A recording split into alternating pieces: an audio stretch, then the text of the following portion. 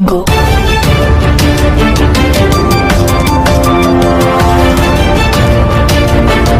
बर्तमान बड़ खबर पाणीपाग को नहीं बड़ सूचना नुआ अपडेट महाराष्ट्र महाबात्या शक्ति बहु जिला सतर्क सूचना जारी सेपटे पुणी आसूची 9 तारिख में आउ एक लघुचाप तेज जाना पाणीपाग को नहीं डिटेल्स इनफर्मेशन ता पूर्व वीडियो को लाइक करूँ जदि पार्टी आपंकर सांग साथी मान भिडटी को सेयार करनी जदि फ्रेंड्स आपण मैंने आमर ये चैनल नुआ ही वीडियो देखुंते पूर्व केवे भी सब्सक्राइब करना तेज निहाती चैनल को सब्सक्राइब कर सहित पाखे आसुवा बेल आइकन को बजाय रखिता तेज मौसुमी शेष पर भी देश में वर्षा जारी रही पाणीपाग विभाग बात्या शक्ति को नहीं सतर्क सूचना जारी करिछे तेज आज आसंता 8 तारिख पर्यंत महाराष्ट्र किसी जिले में यार प्रभाव अनुभूत हो पाणीपाग विभाग सूचना जारी करिछे मुंबई रायगढ़ रत्नगिरी पालघर एवं सिंधु दुर्ग भली उपकूल जिला सतर्क सूचना जारी करिछि विभाग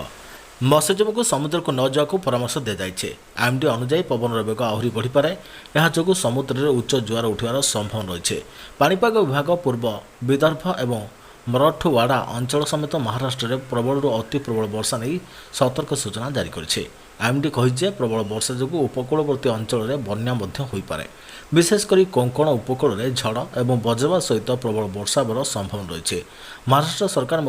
घूर्णिझड़ शक्ति प्रस्तुति आरंभ कर दैछन्ते महाराष्ट्र सरकार समस्त जिलार रिलीफ दल को सतर्क रहा निर्देश देते लोक उपकूल दूरे रहा कहुई उपकूल निकट रोकवा लोक स्थानांतर करने प्रयास आरंभ होइछे पर्यटक मानक समुद्र निकट को न जावाई एक परामर्श जारी कर तेबे अति तीव्र बेगर माड़ी आसुची बात्या शक्ति तांडव रचिब प्रलय कर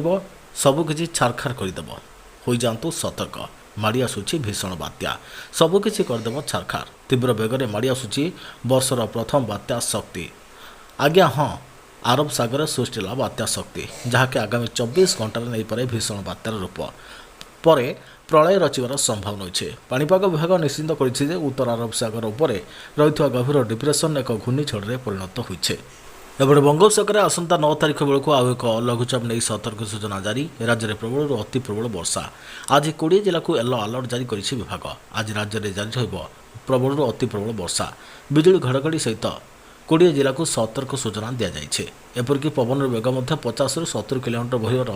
संभावना नहीं सूचना देछि पाणीपाग विभाग तेज आज नवरंगपुर नुआपड़ा प्रबल अति प्रबल वर्षार संभावना रही एसत उत्तर पूर्व अरब सागर में बात्या शक्ति केन्द्रीभूत थिबा गभीर अवपात पश्चिम उत्तर पश्चिम दिग को गति करुछे तेज आसंता काली विभिन्न स्थान में प्रबल वर्षा होवार संभावना रही तेणु आसंता काली 8 जिला को येलो वार्निंग जारी कर गोटे न जाऊँ आउ गोटे जहाँकि अक्टोबर 9 रे आउ एक लघुचाप संभावना रही आसंता 9 तारिख बेलू उत्तर बंगोपसागर एक लघुचाप सृष्टि हो यार प्रभाव राज्यर किसी स्थान में प्रबल वर्षा हो सहित नवरंगपुर में प्रबल वर्षा संभावना रही किसी स्थान में घंटा प्रति 40 ରୁ 60 किलोमीटर बेगर पवन बहर संभावना रही एसत बिजुली घड़घड़ी मारिबा नहीं पूर्वानुमान कर आंचलिक पाणीपाग केन्द्र एसत मत्स्यजीवी मानक समुद्र को जावाक बारण कर सतर्क रुहतु और सावधान रुहतु।